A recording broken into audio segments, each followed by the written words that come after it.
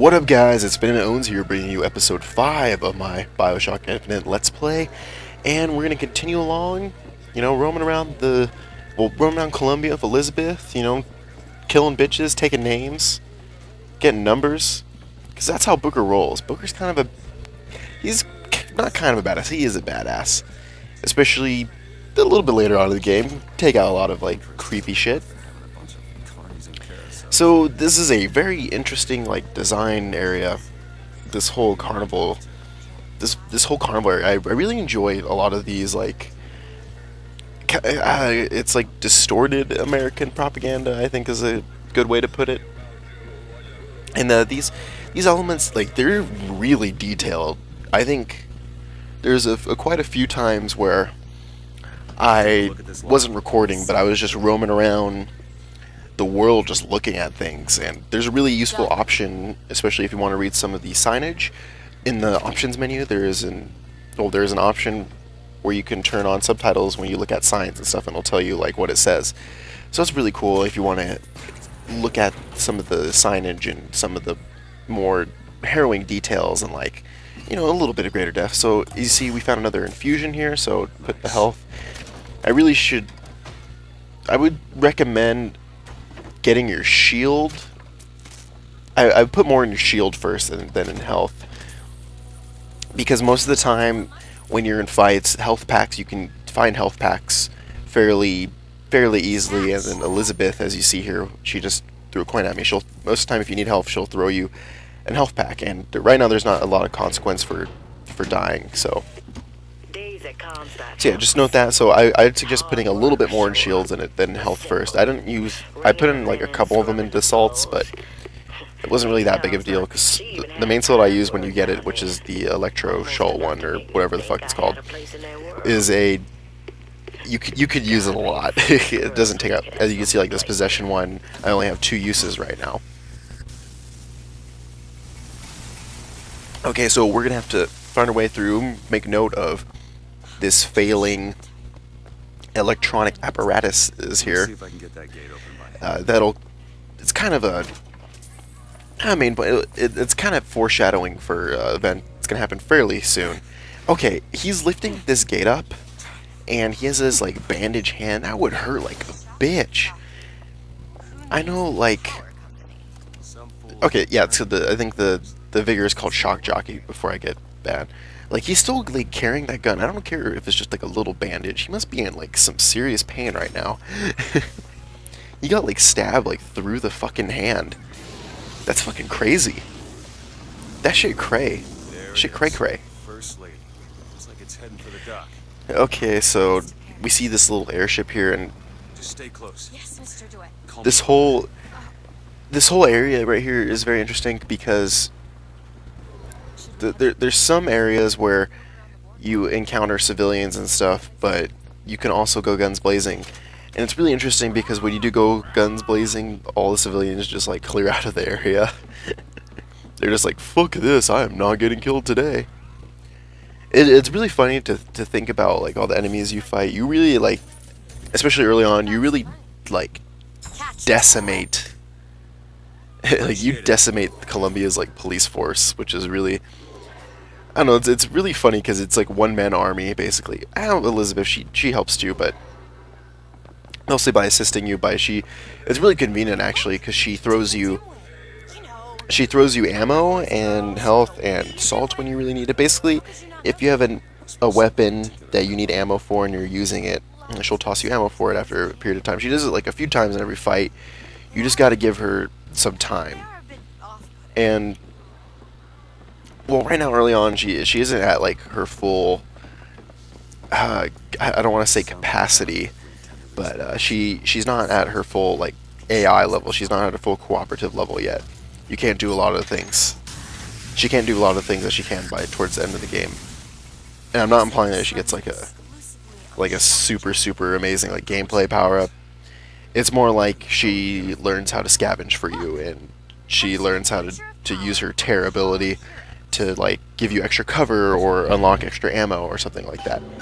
So, or unlock grapples or something. So it isn't too much of a thing, but if you use it well, you can really deal some damage, and really it helps you plan out your method of attack. Because in this game, you have a group of enemies, and then you'll notice like a tear or something, but there's like a few tears on the map. You notice one of them is for med packs, and then there's another one for like cover, and then there's another one for like a hook, so you can jump on a hook. So like, let's say for instance, there's like a few enemies, and you notice there's like a rocket one or something that's up high. So you use your tear ability, and you pull out the hook, you go on the hook, and you take out that rocket guy, and then you can go up on the hook and then drop down and sky assassinate someone, but like you're wide open. Then you can use your tear ability to launch into cover, well, to go behind some cover, so she can bring up cover. And so it's really interesting for some of like the planning mechanics, especially with the whole use of shields right now. So you can go crouch behind cover, wait for your shields to regen, but your health is not regen, so you either have to go to a vending machine like I am right now, or you have to wait till she throws you a health pack, or you can find a health pack, which is also really convenient. As you see, most of these like placemen over here aren't big deal at all. They go down relatively quickly, except for the flamer guys. Take a little bit more, but when you kill the special enemies in this game, they usually have a health pack on their person, which will revive you. And again, dying, especially I'm playing on normal right now, and it's not 1999 mode, so dying doesn't really have too much of a consequence. She'll revive you, and the enemies will regain a little bit more health, and you'll lose a little bit of money. But it works fairly well. I died a few times in this game. A couple of parts got really hard. Got really difficult. So you can see there's vending machines right here that have things to upgrade your vigors.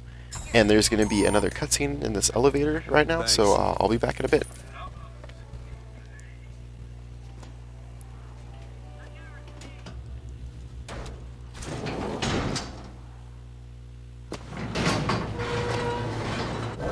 What the hell? Is something wrong? Nothing I can't fix.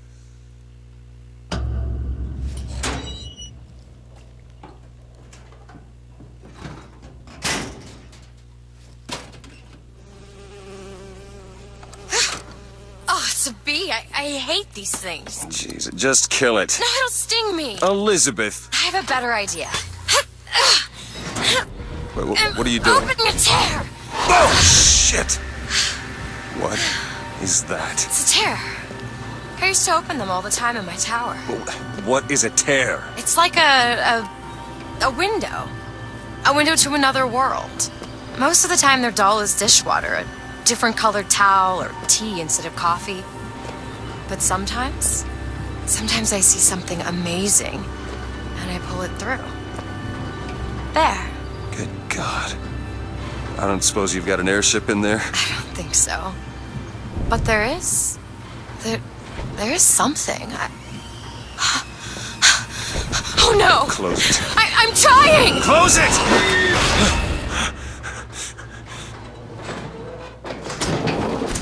I don't really understand what I just saw back there, but it sure as hell looks like a shortcut to getting us killed. And okay, we're back. We just viewed a little bit of Songbird. He is well, they give it a he name, a he pronoun, but he is a recurring character of the game. He's scary as fuck, and he tries to get you. And he is scary as fuck. And then, like layman's terms, he is just creepy. He reminds me a lot of, well, kind of the big daddies, because he is like looking after Elizabeth and wants to. It's basically was her companion while she was in the little tower, well, the angel statue. So he kind of reminds me of a big daddy in that sense, but I guess you could see Booker as a big daddy, because he's kind of fighting with her. He's not necessarily protecting Elizabeth right now, but he's kind of fighting with her so yeah. Okay, so I'm exploring this like bathroom right here. You know, again, it's a Bioshock game. If you explore, you are going to get rewarded, even if it's just a little trinket, especially in this game. with the lockpicks. You want to make sure you have lockpicks on you at all times, Simple enough. especially for some of the safes, because the safes take a lot of lockpicks to pick out. All yours. But don't worry for anything plot related. She gets a free lockpick. It's called she uses like a hairpin as a lockpick. So don't worry about needing lockpicks for plot devices. It's just for extra shit. It's really convenient. So as you see, I'm just exploring some of these side rooms right now, and I'm just gonna find another audio log, or maybe another infusion, or in this case, like another safe, and get some more money. Because you always can use money. Can you unlock this? So like in these safes, most of the time it's money, but every now and then there's like an infusion or a health kit in there. But most of the time it's just like 300 things of money. So it's still worth it. It's still worth it to explore. Even I have to say, by the end of the game, I was kind of rushing to get through it. So I stopped exploring as much as I should have, which led to me beating the game pretty quickly. But I will probably be exploring a lot my next playthrough. I think I'm gonna do. I don't know if I'm gonna go straight to 1999 mode. I might go just hard mode first, and then 1999 mode. Maybe do a few playthroughs, because this game warrants a few playthroughs, because it's great. It's not too long.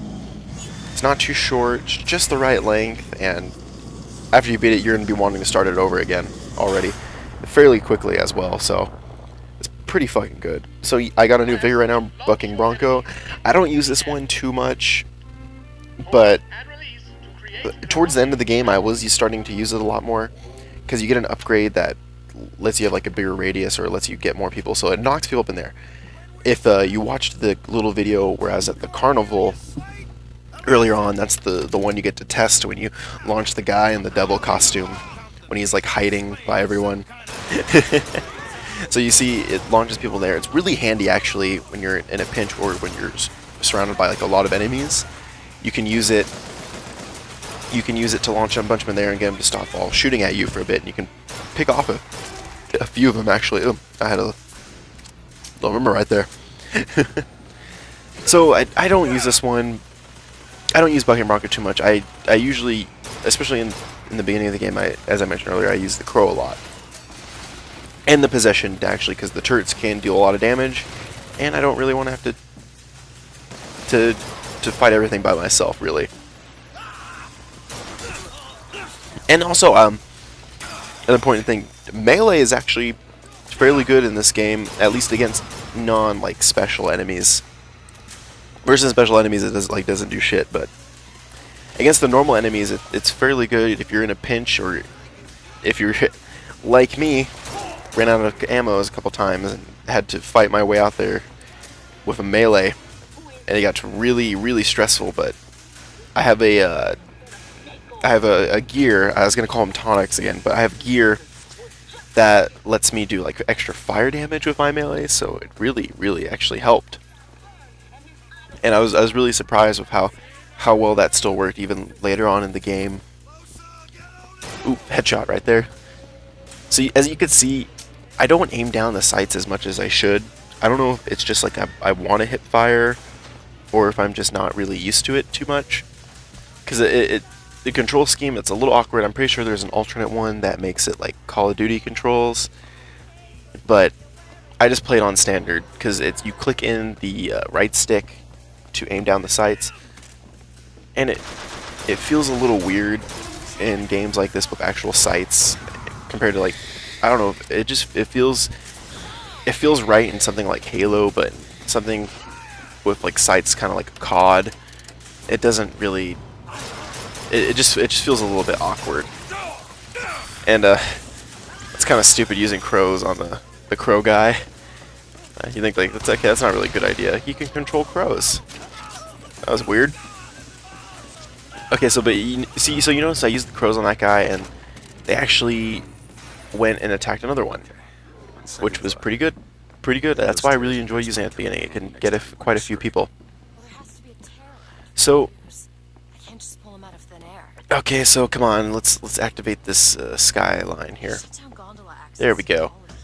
You do this a lot, where you unblock blocked skylines, and so you can use both the skylines, which are still one of the great It's one of the great gameplay elements of this game. It's so well done. I was afraid that would be really awkward, but you can slow down, speed up, switch direction, and just overall, it feels really well done. And just because you have a really great degree of control.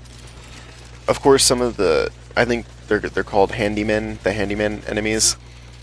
They can electrocute rails, and some of the bigger enemies can really fuck you up on the rails. But for most of like the standard ones, they can't do as much, and it's really cool because you can do a sky like strike on enemies from the rail, and you can also like joust with enemies on the rail too. I've done it a couple times, and it's a really cool animation that I'd never really get tired of.